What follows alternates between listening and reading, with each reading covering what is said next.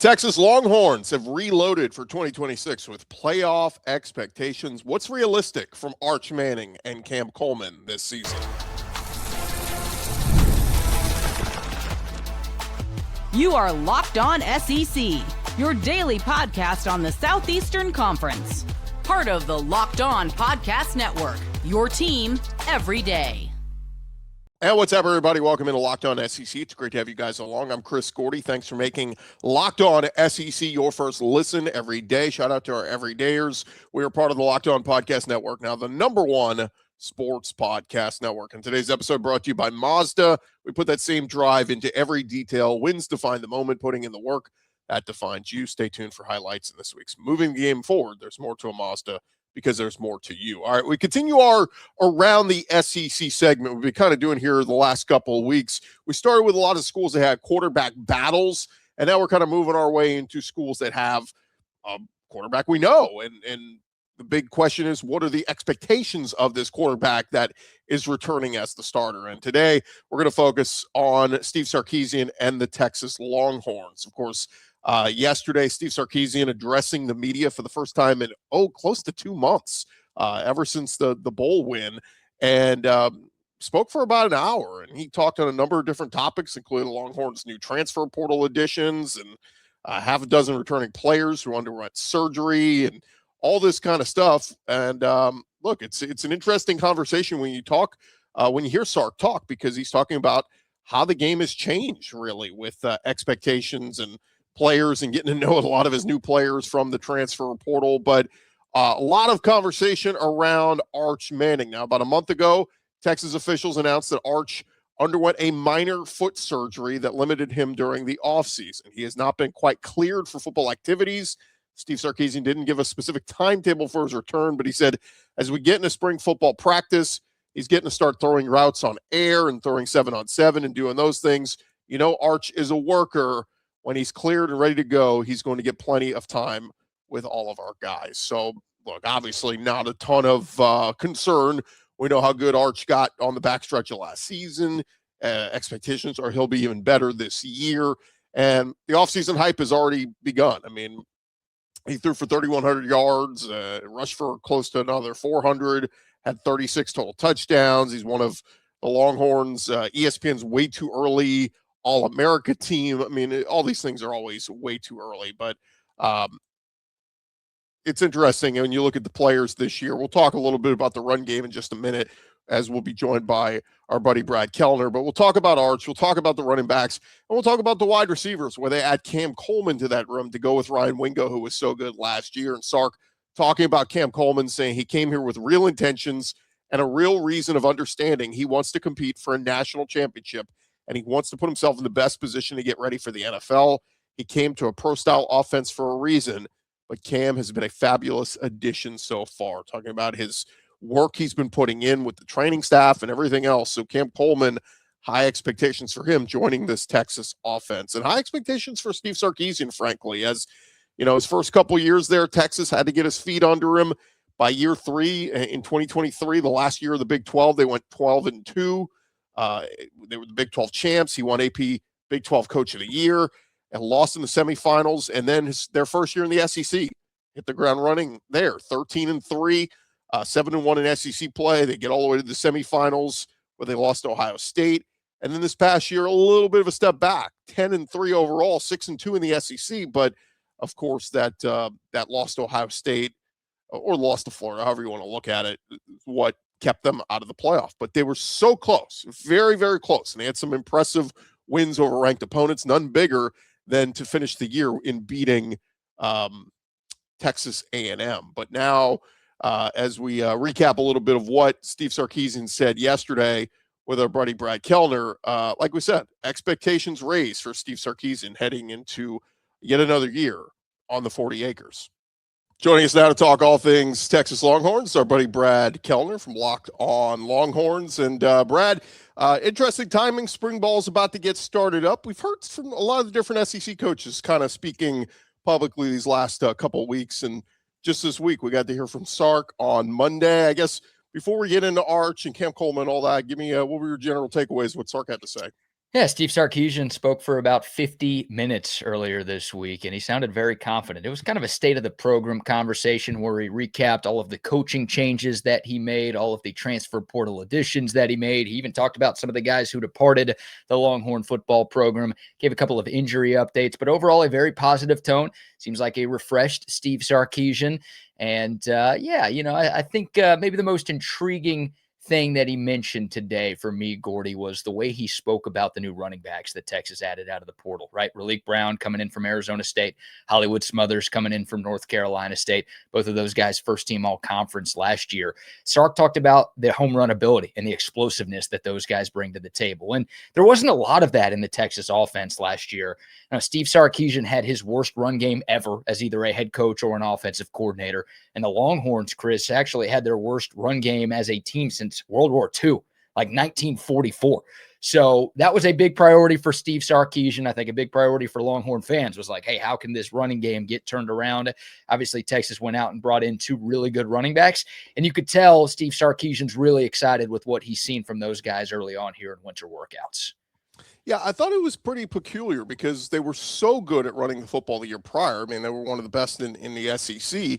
And I just thought, Trey Wisner coming off the season he had, CJ Baxter getting back healthy. I mean, all these different pieces, bringing a freshman, Christian Clark. Like, I just thought, okay, it's going to be a strength. And I guess it was mostly the offensive line was the reason why they didn't have that impact run game. But kind of interesting. I mean, a lot of those guys were highly touted. CJ Baxter was a 5-star and just cleaning house and bringing in two new guys in Hollywood Smothers and Raleek Brown. I just think very intriguing. Yeah, absolutely. Like you said, I mean, CJ Baxter, not only a 5-star, but the number one running back in America in the class of 2023. And, he had a really good freshman year, but tore his ACL, like big time. I mean, ACL, PCL, big time knee injury in fall camp going into the 2024 season. And look, some guys can bounce back after a year off and you don't even notice that they were hurt, but that wasn't the case with CJ Baxter. He just wasn't nearly as explosive or effective as he was before the injury. And Trey Wisner, you mentioned it. He was the only returning 1,000-yard rusher in the SEC going into 2025. But I think some of his numbers were inflated a little bit in 2024 by the elite offensive line that the Longhorns had. And just he didn't quite have that home run ability this past season. So, yeah, look, I don't think anybody expected the complete overhaul that Texas had at the start of last season. You kind of felt really good about where the running back room was, but ultimately that position wasn't good enough. Like you said, a lot of that falls on the offensive line. That group was a problem for Texas all season long, but clearly Steve Sarkisian not happy with what he got from his run game. So, again, he made it a big-time priority to totally revamp that room and make sure it's not going to be an issue again here in 2026. He did say, he says, it's hard to see Trey Wisner leave, Parker Livingston leave, DeAndre Moore leave, CJ Baxter leave. He said, but I have to remind myself that this is college football today. Is he kind of insinuating that these guys wanted to be paid and Texas was kind of like, look, we love you, but we don't think you're worth this or whatever? Yeah, 100%. And Steve Sarkisian said, contrary to popular belief, we don't have infinite money here at Texas. Everyone knows the Longhorns have money. There's no doubt, but they can't pay everyone. So, of course, you'd love to have those guys as depth guys. But Steve Sarkisian and a bunch of coaches around college football are having to make financial decisions. It's, hey, do we want to, pay this guy who's asking more to come back another year, or do we think we can find an upgrade for around a similar cost from somewhere else? And I think, a lot of those decisions, I don't think it was really personal with any of those guys or really anybody who left Texas.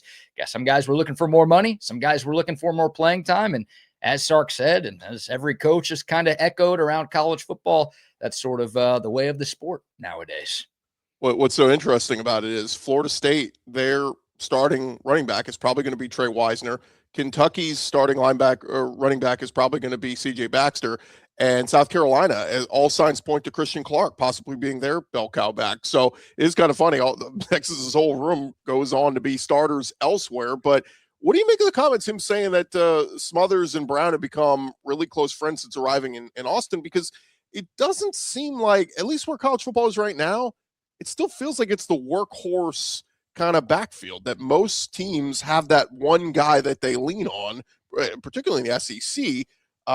Is there a world where it can be like a 50-50 between Smothers and Raleek Brown? Yeah, look, I think Steve Sarkisian in Texas could have used a great example when trying to pitch both of those guys to come to Texas, right? And it was a bit of a surprise. I mean, the Longhorns got Raleek Brown to commit and sign first, and I think most Longhorn fans just kind of assumed, all right, there's the running back, like that's it. Maybe they'll add a depth guy, but there's no chance they're going to bring in another top flight tailback from somewhere else. And then a few days later, they get the flip of Hollywood Smothers from Alabama to Texas, and it's like, whoa, here we go.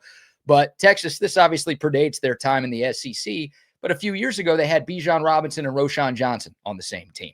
And Bijan ended up as a top 10 pick in the NFL draft. We're all seeing what he's doing on Sundays in Atlanta. And Rojo ended up as a third-round pick. So both of those guys were able to get theirs. They had great seasons, great careers at Texas, and they ended up being decently high draft picks. Obviously for Bijan, an incredibly high draft pick in the NFL.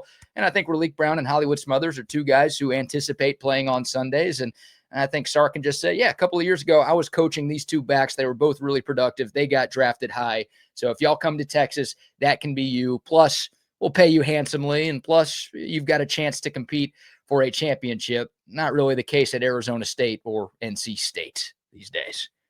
One more quote I really enjoyed that he had was talking about their spring practice schedule. He said, well, our players have to go to school at the University of Texas. They have to go in person. You know, we don't get to go online every day and do it maybe like some other folks get to do it. It made me think of, Carson Beck at the Miami, whatever the media availability where he was basically saying like, oh yeah, I've finished class 2 years ago. I haven't been in a classroom in forever. So I don't know. Hey, look, Texas does have the reputation of it's a tough school. You got to go to class and maintain that GPA. Yeah, Sark's a better guy than I am, and he at least pretends to care about the GPA a lot more than I do. I'm like, well, Miami played for a championship, and you didn't make the playoffs, so why are we sending our kids to class? Who cares about class? They don't come to school to play no class. They're here to play football. So, yeah, I mean, that's definitely what I thought of, too, when Sark made those comments. It's like, oh, yeah, that's definitely a shot at Miami and Carson Beck. And look, I mean, Texas has had a really good team GPA the last couple of years. It's clearly a point of emphasis for Steve Sarkisian. And in all seriousness, it's important for these guys to get their degrees. But that's not what's going to determine whether or not Steve Sarkisian's tenure in Austin is a success, right? It's going to be whether or not he's able to bring championships, plural, here to Austin, Texas. And he talked about that at his presser today, too. Like, he knows, and what constitutes success for him is winning championships, whether it's in the SEC or national championships, too. So he knows what that's about. He knows that's more important than the GPA stuff, but he definitely does, and this program does take pride in the work that they put in the classroom. And I think you can do both. I don't think it has to be a one or the other, and that's clearly what Sark is trying to do here in Austin.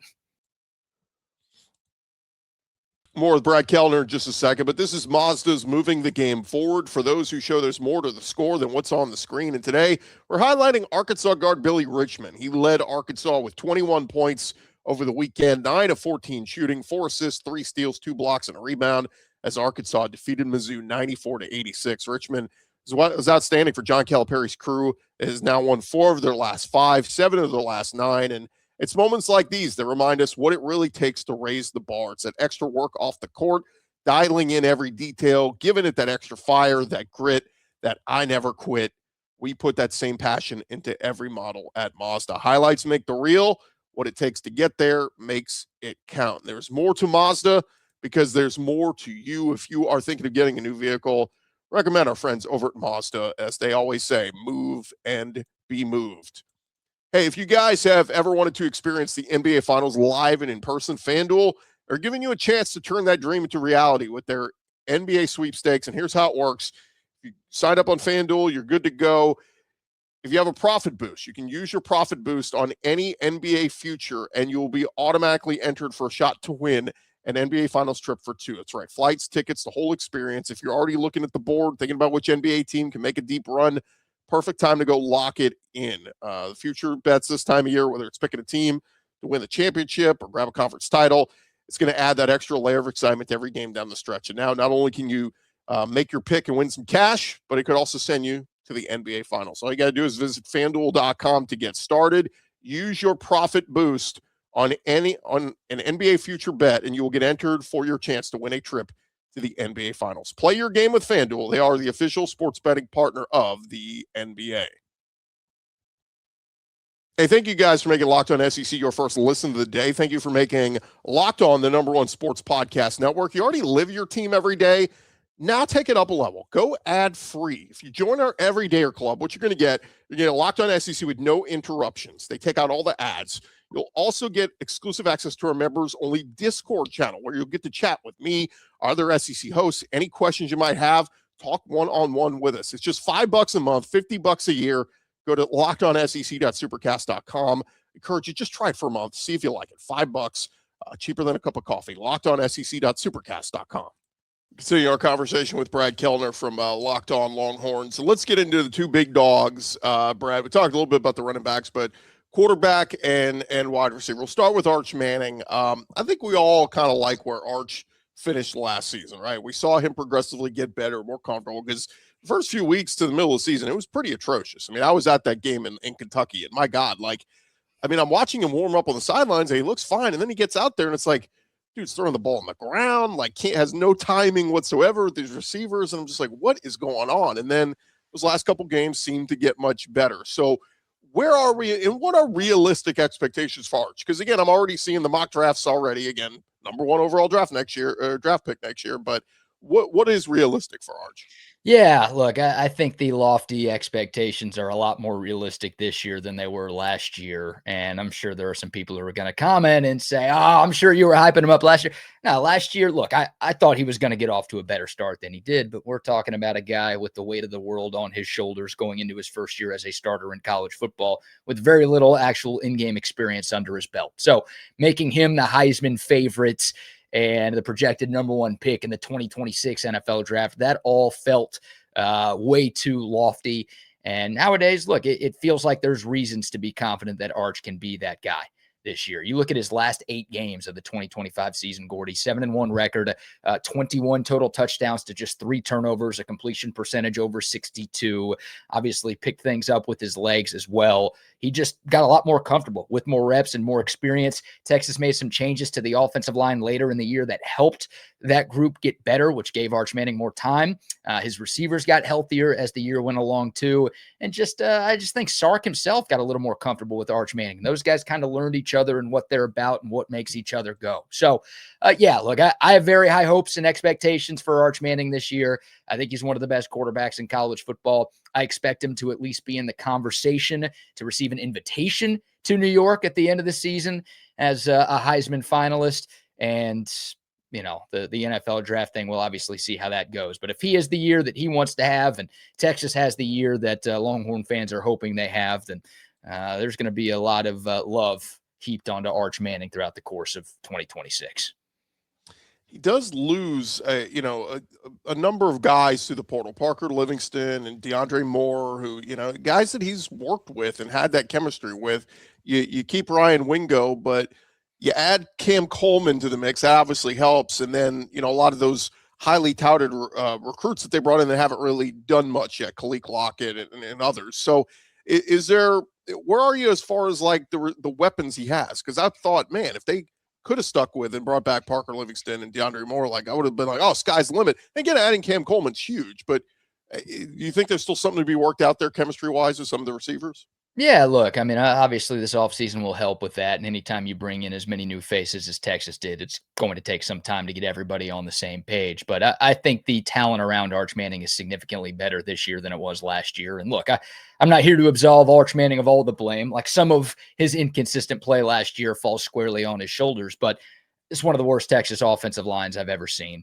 The running game I mentioned earlier was the worst Texas has had since World War II. Some inconsistencies and some injuries on the outside at wide receiver. He didn't get a lot of help from the offense, and I thought Steve Sarkisian as an offensive play caller failed Arch Manning at times. Just looking at the personnel, though, for Texas, the running backs are a lot better, right? A quarterback's best friend is a good running game. Texas didn't have that last year. I think they are going to have that this year.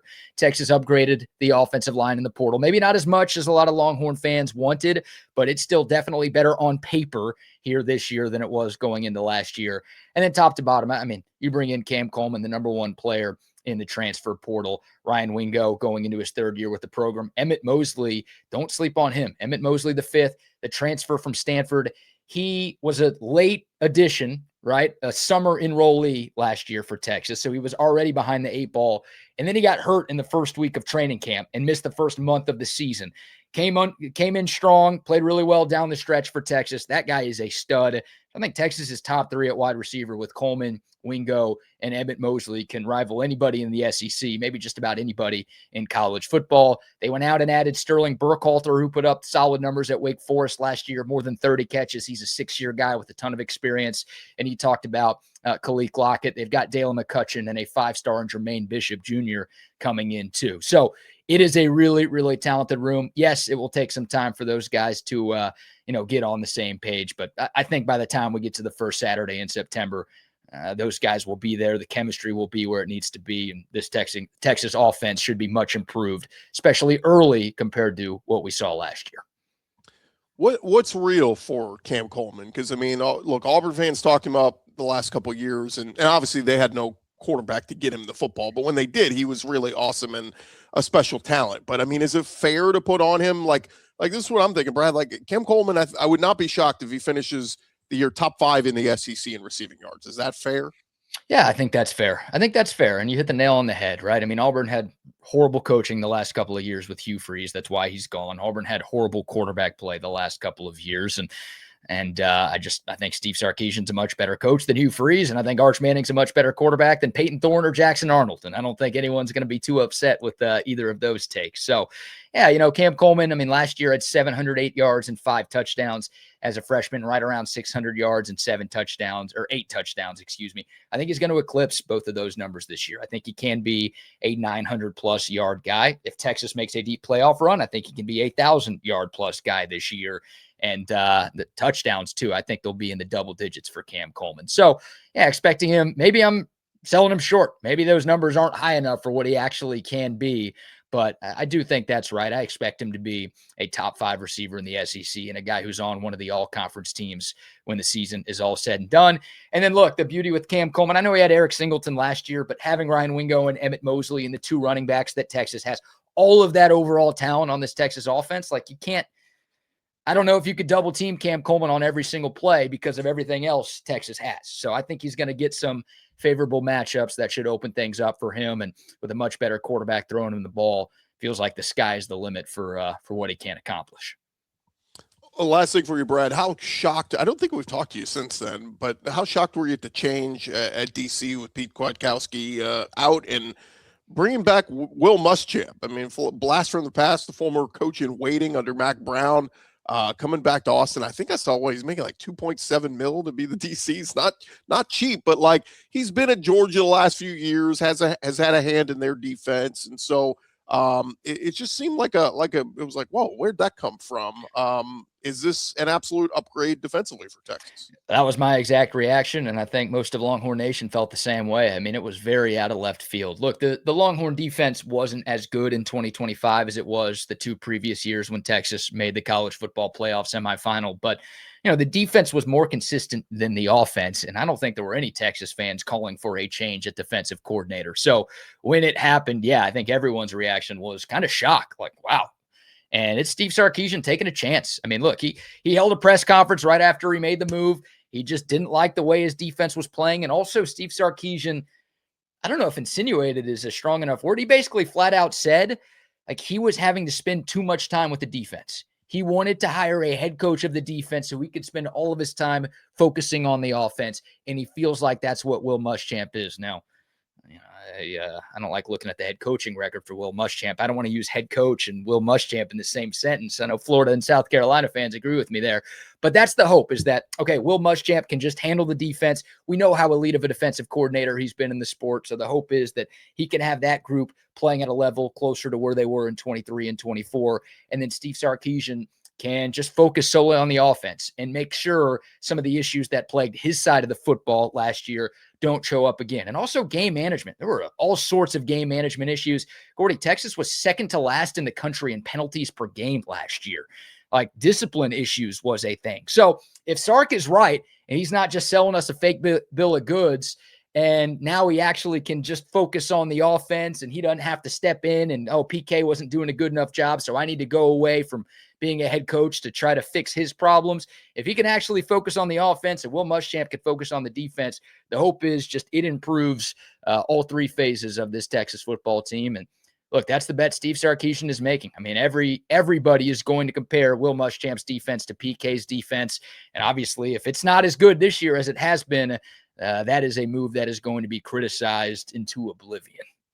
Yeah, well, look, I mean, he doesn't have to recruit anymore. That's gone. It's just here's some money, go get players you like. That's where we are now. It's free agency in college football. So we'll see if it works with Will Muschamp. On the way out, baseball team looking pretty good so far, right? They've been pretty impressive. Yeah, 7-0 so far. You know, not a ton of competition so far for Texas in the early going, but they did just sweep a Michigan State team that took 2 of 3 from Louisville, who was ranked in the top 10 in the opening weekend of the college baseball season. So, yeah, a lot to like for Jim Schlossnagel's group, ranked number 3 in the country. They'll be tested a little bit down in Houston, your neck of the woods, playing 3 games, including one against top 10 Coastal Carolina this Friday. But so far, so good. This pitching staff looks awesome, and the offense has been solid. So, yeah, Texas, look, they won the SEC in year 1. I think they will be a factor again here in year 2.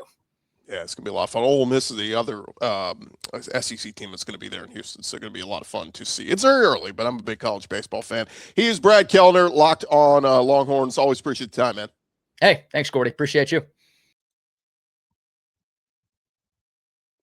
Hey, workplace chaos, deadline stacking up, inbox overflowing, and the one position you got to fill still sitting open. When the pressure's on and you need the right hire, this is a job for sponsored jobs. Indeed, sponsored jobs helps you reach the people who actually fit what you're looking for, skills, experience, location, so you're not just hoping the right candidate stumbles across your post. And here's a stat that says it all. In the minute we've been talking to you, companies like yours made 27 hires on Indeed, according to Indeed data worldwide. So if you're hiring, spend less time searching and more time interviewing candidates who check all your boxes with Indeed sponsored jobs. Spend less time searching and more time actually interviewing those candidates who check the boxes. Less stress, less time, more results. When you need the right person to cut through the chaos, this is a job for Indeed sponsored jobs. And listeners of our show will get a $75 sponsored job credit to help you get your job the premium status it deserves at Indeed.com/podcast. Just go to Indeed.com/podcast and support our show by saying you heard about Indeed on our show.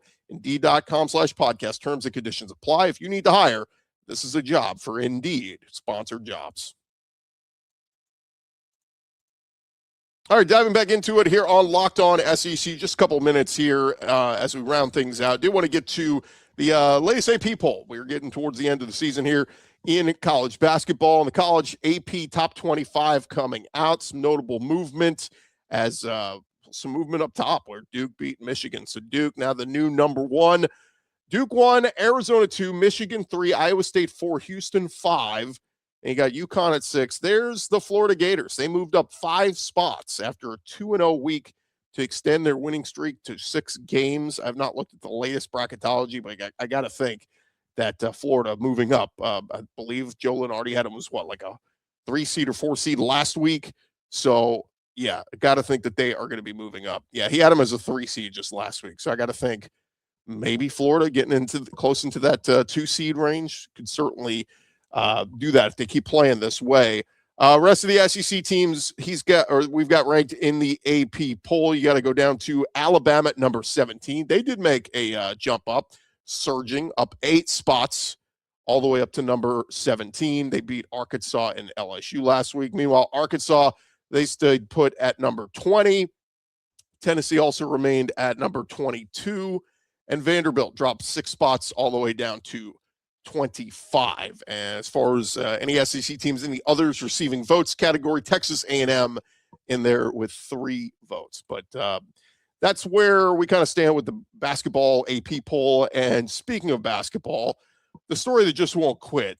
Charles Bediako is not done trying to play for Alabama basketball this season. He was denied his injunction, of course, on February 9th, ended his brief return to the Tide, played in 5 games. But he has not given up the fight. On Monday, his attorneys made 2 more filings. He is appealing the decision to the Alabama Supreme Court and requesting an injunction from the Tuscaloosa County Circuit Court pending the outcome of the appeal. Basically, they're trying to get this thing if they could get it reopened and kind of say, all right, we're going to retake a look at this. They want him to get reinstated and then, play for Alabama again. Like we said, he played in 5 games for the Tide. His hearing for an injunction was delayed due to weather and a judge's recusal. And then on February 9th, the temporary restraining order expired, and they ruled against his request for an injunction. So Bediaco State Supreme Court appeal and injunction requests come with March Madness fastly approaching. NCAA Committee Chair Keith Gill recently shared how evaluating Alabama with and without Bediaco is being handled. He said, we talked about it a lot. They were 3-2 with Bediaco. They were 16-5 without him. So we didn't necessarily apply a material change to that because it seemed like it wasn't as impactful as maybe some other injuries. So Alabama, they will host Mississippi State tonight. We'll see what they look like there. Quick football nugget over on the football side of things for Alabama. Made some news on Monday announcing Georgia State will be added to their 2028 season opener at home. But of course, with the SEC moving to a 9-game conference schedule, that means they will have to dump somebody from their currently scheduled non-conference schedule. And that has Ohio State, Tennessee Martin, and Oklahoma State on the schedule for 2028. So there's been some rumblings that maybe they might ditch the Ohio State series, but I saw some Alabama fans saying, no, to hell with that. We want to play Ohio State. Dump Oklahoma State. Why do we got to play them? Dump them, play Ohio State, we'll play Tennessee Martin, we'll play Georgia State. So we'll see what happens there. But obviously Alabama is going to have to drop somebody from that schedule for 2028. Meanwhile, Ryan Silverfield making a pickup in the transfer portal yesterday. Former Georgia State tight end Braylon Gilbert committing to Arkansas. Officially entered the portal back on January 2nd. Didn't see any action as of last year, 2 seasons at Georgia State. Played high school ball in the state of Georgia. He's the 42nd player who's committed to Arkansas this offseason. And then one more quick note here from Ross Dellinger of Yahoo, putting out there in a memo sent yesterday to NCAA schools. VP of Enforcement John Duncan announced that the D1 Board of Directors has charged their staff to, quote, pursue significant penalties for any tampering violations while also being more public in announcing cases. And they reminded schools about the tampering bylaw. The NCAA staff is working with, quote, an infractions modernization task force to expedite the process of investigating potential rule violations for tampering and other matters. He says in the letter, in an effort to, quote, better serve the new era of Division I. And look, I'm all for it. I just think it's a little bit over the top, right? I mean, at the end of the day, people are going to tamper. I mean, they just are. People are going to put out feelers. They're going to talk to the agent. The agent's going to talk to the player, go, hey, if you went into the portal, this school's interested. I just think it gets really sticky. And I get it. You had the video of Lane Kiffin, there was a recorded phone call with some guys trying to get them to come to LSU. You had Pete Golding obviously reaching out to a guy who was already at Clemson going, hey, how much are they paying you? Come over here. I get all that. I'm all for trying to tighten it up. I just think you're never going to fully, get these things to stop. Coaches are always going to find ways around this kind of stuff. But thank you guys for tuning into today's Locked On SEC. Make sure you subscribe and follow so you get all the latest episodes. And like I've been telling you, if you never miss an episode, the Everydayer Club is built for you. You get Locked On SEC ad-free, plus members-only Discord access and more at the LockedOnSEC.supercast.com. I'm Chris Gordy. This has been Locked On SEC. For those of you on video, we send you the first ever 24/7 national Locked On Podcast Network YouTube channel and audio. Make sure you make your second listen to Locked On College Football.